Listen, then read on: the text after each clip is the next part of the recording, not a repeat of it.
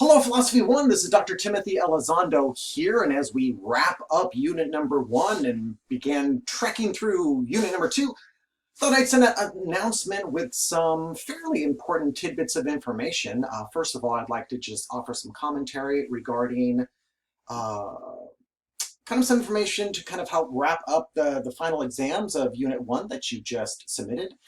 And then also an announcement about how I'd like to change the grading for Unit 2. And then in addition, talk about Unit 2 prompts. How's that sound? All right. So first of all, I haven't looked at your papers yet. I'm about to do that. And I realized that it's difficult grading an essay online, particularly a philosophy essay that has lots of it's an ethereal nature of content, just like word selection. So what I've decided to do is I created a notation system, various different letters associated with issues that an evaluator could use when deconstructing an essay. For example, the letter W to represent writing, or the letter O to represent organization. So I've created this notation system, and as I'm reading your exams, I'm going to be using this notation system and putting it in the feedback section to let you know why a paper may not have scored the maximum amount. I've also put this I'll put the notation system, the description of it, also in your feedback section as well, and I've also placed it in the our course content on the top. Where it's kind of at that top section. It's going to be here on the bottom. It says something like the extent of like Tim Elizondo's exam grading notation system. And the idea is that it can illuminate to you kind of like the categories of concerns. And then if you'd like to have a conversation with me about more kind of nuanced detail, you're more than welcome. That's what I'm trying to encourage. And it doesn't have to be a conversation. If you don't want to have a conversation, we can have like email, or you can say, hey, Tim, send me an audio file. Like, what do you mean specifically? Like, why is this argument confusing? Or what are the grammatical issues that you're referencing? Or, and then I can assist by offering more nuanced feedback. Okay? All right. So that's the first exam. Let's say goodbye to it. All right. Here's some information regarding grading for the second exam. I would like to have the second exam be double or nothing. In other words, I would like to have the second exam be like, so no matter what you got on your first exam, you can have the second exam be worth double the points, right? So in other words, what we're going to do, it's still going to be worth the same as the first exam, but what we'll do is we'll just double this and replace this first grade with whatever you got on the second grade, right? So theoretically, let's say you got an 80 on the first exam, and you're like, I want to take double or nothing, and you get a 90 on the second exam. This first exam will the 80 will be replaced by 90. Okay? Fair enough? But how about some caveats to that? All right? First of all, here's the first caveat. It's not you get the best score, right? So it's not like, hey, I got an 80 on the first one, and then you take double or nothing, and you get a 70. It's 70 on both. Okay, so it's not like you get to choose the higher grade. Okay, so that's the first. The second is it's going to be conditional. The condition is going to have to be, you have to at least turn in and get C's on your preliminary outlines. Okay, so you can't just like chill out and do nothing, right, and then do the double or nothing. Fair enough? I think, is there anything else about that? Oh, and you have to decide before you submit the paper. Okay, so something like on the paper, you'll have to write double or nothing or something to let me know, so you have to decide before it's graded. Fair enough? In addition, once the exam prompts are assigned, so once you know, like once I release this list to the class, I can't help you with your exam paper, because that wouldn't be fair. All right? So regardless of what your first experience was the first exam, and I don't know what it is because I haven't graded it yet, this is an excellent opportunity for students to reflect, to think about how they handled something differently. Did they procrastinate? Did they use their resources? Which resources did they use? Did they edit their paper? all those different types of things that are important in a learning process, and this gives you an opportunity to adjust those things and improve upon them and write another paper and improve your score.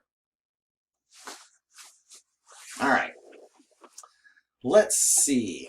Okay, so with that in mind, we need to talk about the prompts that you've been staring at this whole time. So let's talk about these particular prompts, because these are going to be the prompts that you are going to be using for Unit 2. And there's 2 of them specifically. I believe this final paper is due week 12. So the first round of outlines are going to be due by the end of next week. So they're coming up pretty quick. And before we get to these, like the language specifically of the prompts, here's one of the big ideas to keep in mind. All right. The prompts were specifically designed and created for a student to use this book and make certain choices and piece those choices together to answer the prompt. How a student answers that prompt, there's different possibilities. Some students in the past have made combinations of choices that make an argument. That's a pretty strong argument. Some students make different combinations that aren't as strong. So even though you might have freedom to make the kind of argument you want, there are, from my experience, just stronger arguments than others. And I think this course is sometimes misconstrued, that students enter the classroom thinking that the exams have to be expressions of their own ideas, and they can be. But I think a more, I would use the word pragmatic approach would be to try to think of the exams as thought exercises that require a student to piece together evidence to construct an argument that works. Right. And that took me a while. I mean, me personally in college, I always kind of wanted to write in papers what I wanted to write. It's like, I think this. And then I realized, I'm like, oh, like sometimes the assignments aren't really about what Tim believes or what Tim wants to argue, but instead is how can Tim use the available evidence to piece together a cogent argument that supports a thesis that meets the prompt. Okay?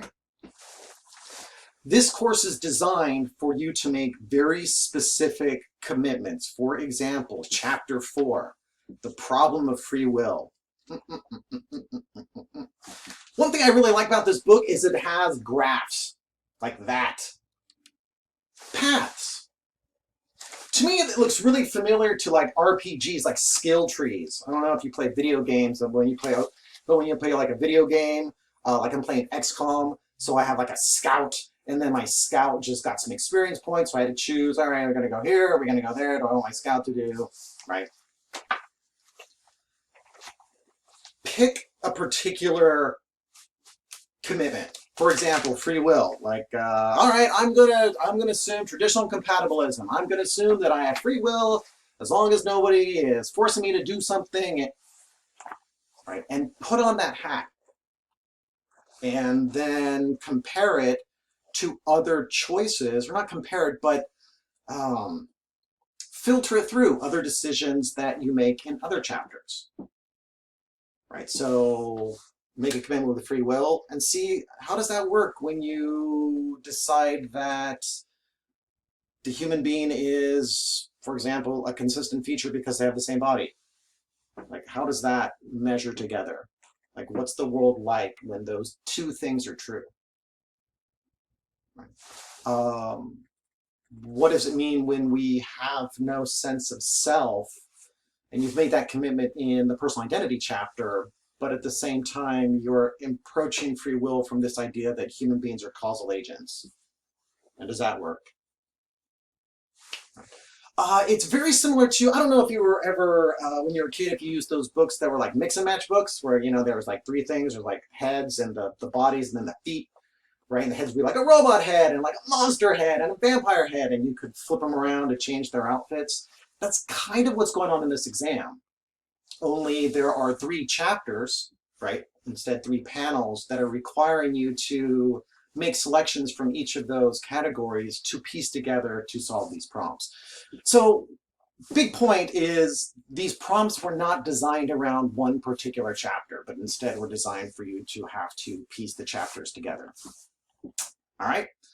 So with that in mind, let's turn to the language of the prompt. Here's the first one. Is the nature of a human being, philosophically speaking, an avocado or an artichoke?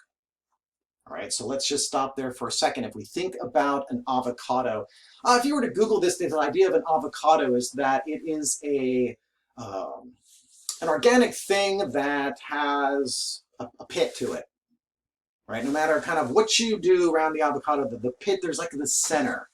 And it's a center that's different from the rest of it that's around it, right? And so we can see this metaphor being used if we were to describe the human being as having a soul, right? Or some people I've seen in some papers the idea of a mind, right? That the mind is what makes a human, and then everything else is kind of the meat that's around it. The artichoke, however, is something just with a bunch of leaves. It doesn't have a core, and if you were to take off certain types of leaves, you would still have the artichoke, but you could peel leaf and leaf and leaf and leaf, and eventually there's no center. It's just this collection of a series of parts. Using the course readings, listen to find the major characteristics associated with human nature. Categorize these characteristics according to the importance they have in shaping your answer to the artichoke or avocado. So this is really asking you to make a choice and justify that particular choice and supporting the idea of if we are an artichoke or an avocado as we proceed. All right. Question number 2. Let's see. It looks like I'm going to have to talk about this one later on because I'm running out of time. So I've only got 3 minutes. So let me just talk about this first one even more.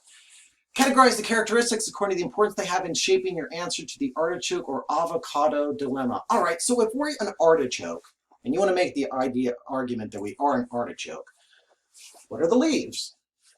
Like, what is that made of? All right, because there's a human being, either there's a part of me that is inherently me, that is essentially me, or there's not. So either I am an avocado, where there's some Timness that is essentially there the entire time, or most of it, or there's not. At which point I have to say, all right, well then if there's not, there's these maybe temporary things. I don't know, memories? Am I just a collection of memories? Is that what I am? Or am I something else? I would probably like create a grid, and I'd be making certain selections from chapters 4, 5, and 6, right? And almost like this kind of like this matrix, right? Okay, if there's a core, was it always there? Or is it shaped? Do I have ability to? All right, well, it looks like I'm gonna have to make another video at some point about prompt number 2. I'm very curious. I've been reading your feedbacks about the start, stop, continue. I'm trying to incorporate some of that feedback as well, the best of my ability. I'm really curious what you want me to talk about, because some students were like, hey, we want videos, and I was like, I'm more than happy to make them. I'm just not sure what you want me to say. So perhaps if you had particular questions, maybe you could put them in Q&A, or you could email me, or who knows. All right. Well, I hope all is well. If you guys have any questions, let me know, and I will make a video about prompt number 2 as soon as I can, and I'll make it tomorrow. How's that sound? All right, take care. Bye. Yeah.